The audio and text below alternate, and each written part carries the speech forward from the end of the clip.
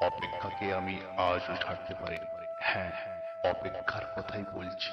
ভালোবাসার রক্তিম ধারালো স্নিগ্ধ সময় এই হৃদয় থেকে এক এক করে গেছে সব লোভ, হিংসা, ক্রোধ, অহংকার, স্বার্থপরতা, সবকিছু। কিন্তু অপেক্ষাকে আমি আজও ছেড়ে যেতে পারিনি। আমি ভালোবাসার জন্য সবকিছু ছেড়েছি, শুধু অপেক্ষা ছাড়া।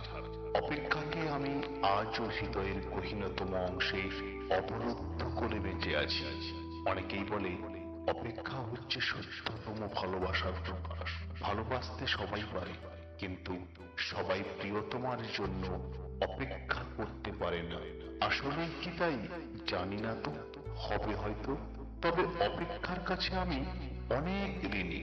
প্রিয়তমার জন্য অপেক্ষা আমাকে পাখির মতো সহজ হতে শিখিয়েছে, শিশুর মতো অনাবিল হতে শিখিয়েছে, আকাশের মতো বিশাল হতে শিখিয়েছে, ফুলের মতো স্নিগ্ধ সুন্দর হতে শিখিয়েছে। অপেক্ষা আমাকে সাগরের নীল জলরাশির মতো গভীর হতে শিখিয়েছে, প্রকৃতির মতো স্বচ্ছ হতে শিখিয়েছে, সোনালী সন্ধ্যার মায়াবী মৌনতার মতো নিবিড় হতে শিখিয়েছে। শেষ পর্যন্ত অপেক্ষা আমাকে কবিতার মায়াবী অনিন্দ ভুবনের কাছে নিয়ে গেছে। হৃদয়ের প্রতি মুহূর্তে অপেক্ষাকে পুষে রাখা কি কঠিন, অথচ আমি সেই কাজটি করে যাচ্ছি প্রতি মুহূর্তে, কি নিদারুণ আনন্দের সাথে। আহ, অপেক্ষা, তুমি কত বেদনার, তো কত সুন্দর।